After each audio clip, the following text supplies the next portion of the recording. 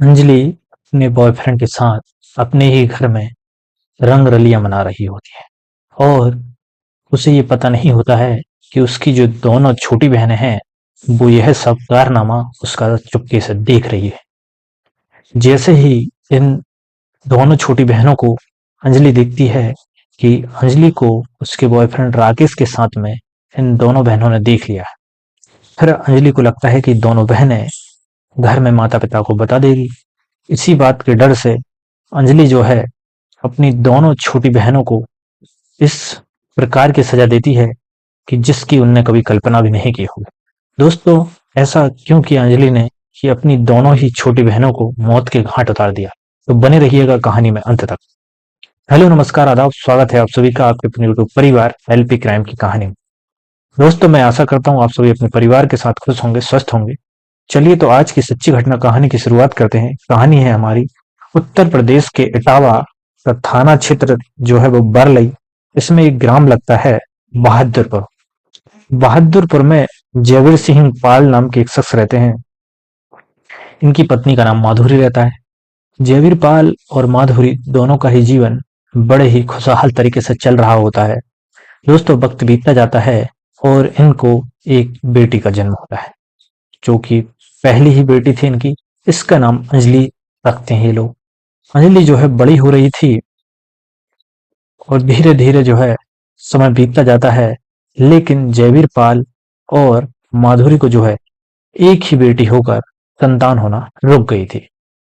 काफी समय बाद जो है ये तमाम तरीके के इलाज, तमाम तरह जगह से गोली दवाइयां लेते हैं और उसके बाद जो है 8 से 10 साल के बाद में जयवीर पाल और माधुरी को एक और बेटी का जन्म होता है। इसका नाम ये शिल्पी रख लेते हैं। दोस्तों, अब जयवीर पाल और माधुरी की चाह थी कि दो बहनें हो गई हैं, एक लड़का और हो जाए तो शायद दोनों बहनों की रक्षा के लिए ठीक रहेगा। उसके बाद दोस्तों माधुरी जो है फिर से प्रेग्नेंट होती है और पता चलता है कि तीसरी बार जो है वह भी इनको बेटी ही पैदा होती है। उसका नाम रोशनी रखते हैं। कुल मिलाकर अंजलि जो है वह सबसे बड़ी होती है और दो बहनें जो है छोटी होती है। इनकी उम्र में कम से कम 13 से 14 साल का अंतर होता है, यानी कि अंजलि जो है 14 साल बड़ी होती है और जो बहनें होती हैं वह 13 से 14 साल इससे छोटी होती है। वक्त बीतता जाता है दोस्तों। अब अंजलि जो है बड़ी हो गई थी, वही अपनी दोनों छोटी बहनों की देख रेख, उनको खिलाना, तमाम तरीके का अंजलि ही किया करती थी। जयवीर पाल सिंह और उनकी पत्नी माधुरी ये दोनों घर के काम काज किया करते थे। खेती बाड़ी के काम, मजदूरी, तमाम तरीके के काम अब इन्हीं की जिम्मेदारी थी। साथ ही अंजलि जो है वह दोनों छोटी बहनों का ध्यान रखती थी। ये बहनें जो है एक 3 साल की, एक 1 साल की, इस तरह से थी। दोस्तों, अंजलि जो है स्कूल में पढ़ने जा रही होती है। इसी स्कूल में एक राकेश नाम का लड़का होता है। वह भी अंजलि के गांव का ही होता है। अंजलि और राकेश दोनों के बीच में दोस्ती होती है और धीरे धीरे दोस्ती प्यार में बदल जाती है, पता ही नहीं चलता है। फिर अंजलि और राकेश जो है दोनों एक दूसरे से जब भी मौका लगता है जब बातें किया करते हैं और अपने प्यार का इजहार किया करते हैं।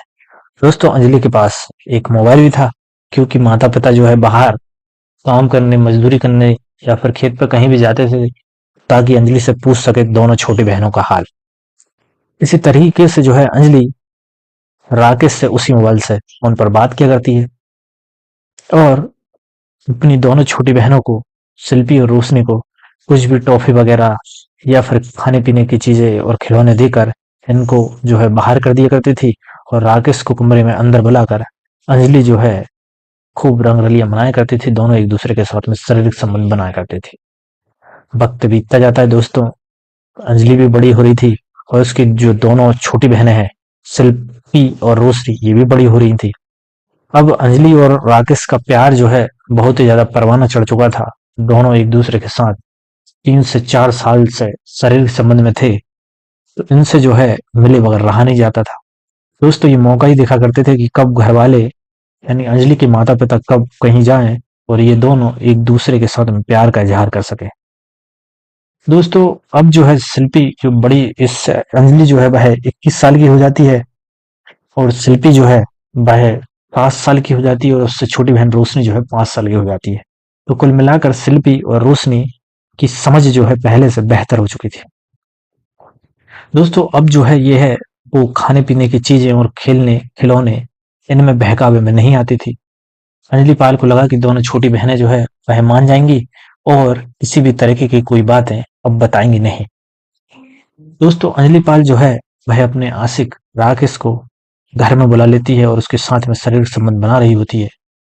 ये सब कुछ नजारा इसकी छोटी बहनें दोनों देख रही होती हैं और अंजलि और राकेश दोनों एक दूसरे के प्यार में इतने मदहोश थे कि इन्हें बाहर क्या कोई इन्हें देख रहा है, क्या ये कर रहे हैं, इसके बारे में बिल्कुल खबर भी नहीं थी। दोस्तों एकदम से अंजलि की नजर विक्की के पास में पड़ती है तो देखती है कि उसकी बहन सेल्फी और रोशनी जो है दोनों उसको ये सब करते हुए देख रही है। अब अंजलि को डर था कि ये दोनों बहनें आज माता पिता को बता देंगी और बता दिया तो जो है मेरा प्यार से यानी राकेश से मिलना बंद हो जाएगा। अब दोस्तों उसके बाद फटाफट ये दोनों कमरे से बाहर निकलते हैं। राकेश अपने घर चला जाता है और अंजलि जो है दोनों छोटी बहनों को समझाने का प्रयास करती है कि वह आज के बाद इस तरह का कोई भी काम नहीं करेगी, भूल बस ये हो गया है, अपनी छोटी बहनों को मनाती है। लेकिन दोस्तों छोटी बहनें जो है वह मानने को तैयार नहीं होती है। शिल्पी और रोशनी अपनी बहन के सामने तो हाँ में हाँ मिला देती है, लेकिन ये अपने माता पिता को भी इस संपूर्ण घटना के बारे में बता देती है। जैसे ही जयवीरपाल और उनकी पत्नी माधुरी घर आते हैं, शिल्पी और रोशनी बताती है कि गांव का ही एक लड़का राकेश जो है वह और जो दीदी है अंजलि, ये दोनों रूम में एक दूसरे के साथ में बिना कपड़ों में कुछ कर रहे होते हैं। जब यह बात जयवीरपाल सिंह सुनते हैं तो उनके पैरों तले जमीन खिसक जाती है। वह सोचते हैं कि हमने तो दोनों छोटी बेटियों की देखरेख के लिए इसको जो है घर पर छोड़ा है और यह इस तरह की गलत कामों में फंस चुकी है। जयवीर सिंह अपनी बेटी अंजलि को समझाते हैं और डांट फटकार भी लगाते हैं। दोस्तों जब अंजलि को डांट फटकार लगती है तो उसे जो है बेहद ही बुरा लगता है और वह सोचती है कि इन दोनों छोटी बहनों की वजह से उसके प्यार का खुलासा हुआ और ये कारनामा माता पिता को पता चल गया। इस बात से लेकर वह अपनी छोटी बहनों से रुष्ट थी और दोस्तों फिर उसके बाद में इतना गुस्सा थी कि वह एक इतनी दर्दनाक और भयंकर घटना को अंजाम देती है अपनी छोटी बहनों के साथ में कि किसी ने कल्पना भी नहीं की होगी और सुनकर आपके भी पैरों तले जमीन खिसक जाएगी। दोस्तों कुछ दिनों तक तो अंजलि जो है वह शांत रहती है और उसके बाद में एक दिन मौका पाकर वह अपनी ही दोनों छोटी बहन घर पर रहती हैं। माता पिता मजदूरी गए हुए थे। दोनों बहनों के ऊपर जो है दोपहर का समय रहता है। दोनों छोटी बहनें शिल्पी और रोशनी सो रही होती है और अंजलि जो है मौके की फिराक में रहती है और मौका लगते ही अंजलि सीधी अपनी दोनों बहनों के ऊपर हावड़े से तबाड़-तोड़ तरीके से वार करती है।